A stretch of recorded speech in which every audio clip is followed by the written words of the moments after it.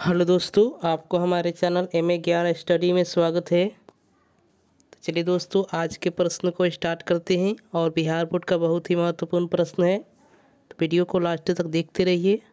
तो चलिए पहले प्रश्न को स्टार्ट करते हैं। पहला प्रश्न आप स्क्रीन पर देख सकते हैं। बोल रहा है, नाइट्रोजन के दो परमाणुओं के बीच किस प्रकार का अबंध है? ऑप्शन है एकल अबंध, द्वि अबंध, त्रि अबंध, कोई अबंध नहीं। तो इसका राइट आंसर हम आपको बता देना चाहेंगे।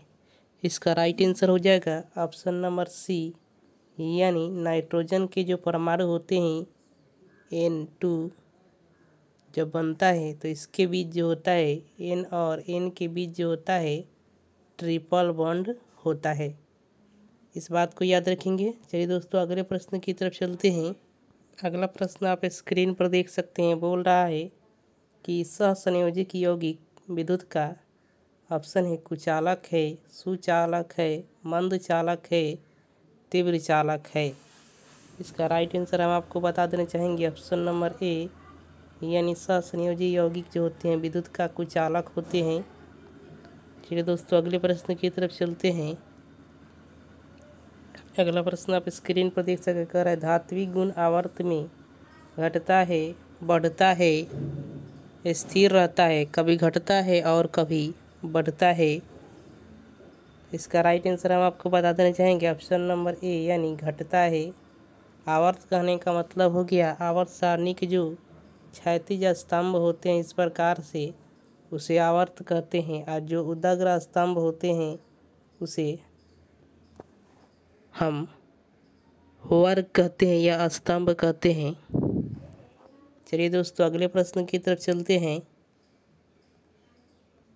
अगला प्रश्न आप स्क्रीन पर देख सकते हैं। बोल रहा है धात्विक गुण समूह में नीचे जाने पर, यानी आवर्त सारणी के जो समूह होते हैं धातु का गुण जो होता है अगर ऊपर से नीचे जाए तो वो क्या होगा? ऑप्शन है घटता है, बढ़ता है, स्थिर रहता है। इनमें से कभी बढ़ता है कभी घटता है। इसका राइट आंसर हो जाएगा ऑप्शन नंबर बी, यानी बढ़ता है। धात्विक गुण समूह में नीचे जाने पर बढ़ता है। चलिए दोस्तों, अगले प्रश्न की तरफ चलते हैं। अगला प्रश्न आप स्क्रीन पर देख सकते हैं। बोल रहा है कि मेंडलीफ ने अपनी आवर्त सारणी तैयार करने के लिए कौन सा मापदंड को अपनाया था? यानी मेंडलीफ ने जब अपना आवर्त सारणी तैयार किया था तो जिस मापदंड को अपनाया था उसका नाम क्या था? ऑप्शन है परमाणु संख्या, न्यूट्रॉन संख्या, परमाणु द्रव्यमान, मोल संख्या। तो इसका राइट आंसर हो जाएगा ऑप्शन नंबर सी, यानी परमाणु द्रव्यमान जो था उसके आधार पर मेंडलीफ का आवर्त सारणी तैयार किया गया था। लेकिन मोसरे के द्वारा अब का जो आवर्त सारणी है जिसे हम आधुनिक आवर्त सारणी कहते हैं, यह किस आधार पर बनाया गया है? तो यह परमाणु संख्या के आधार पर बनाया गया है। इस बात को भी याद रखेंगे। चलिए दोस्तों, अगले प्रश्न की तरफ चलते हैं।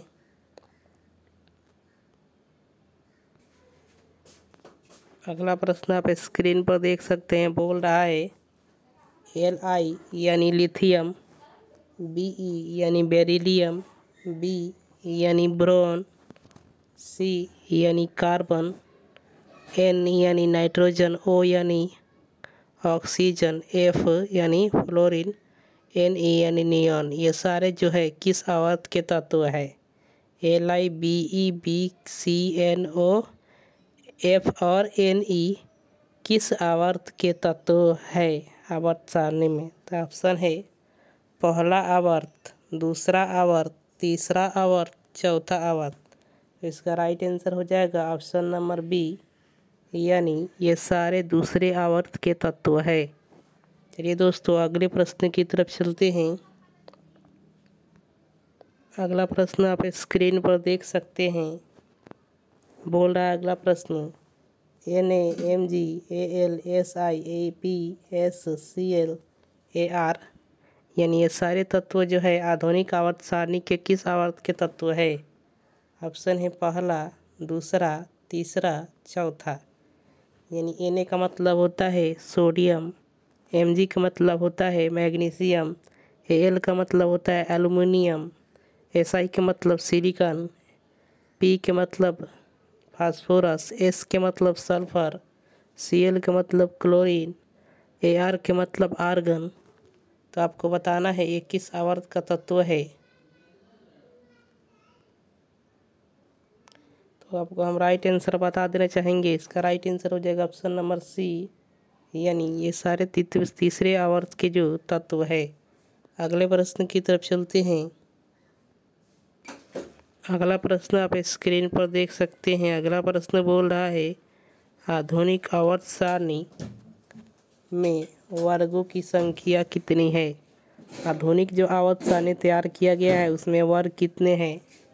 तो 9, 11, 18, 10। तो वर्गों की कुल मिलाकर संख्या जो है ऑप्शन नंबर सी इसका राइट आंसर है, यानी 18 वर्ग है। आधुनिक आवर्त सारणी में कुल मिलाकर के 18 वर्ग है। और यह आधुनिक आवर्त सारणी जो है किस आधार पर तैयार किया गया है, परमाणु संख्या के आधार पर तैयार किया गया है। और किसके द्वारा बनाया गया था, मोसले के द्वारा बनाया गया था। चलिए दोस्तों अगले प्रश्न की तरफ चलते हैं।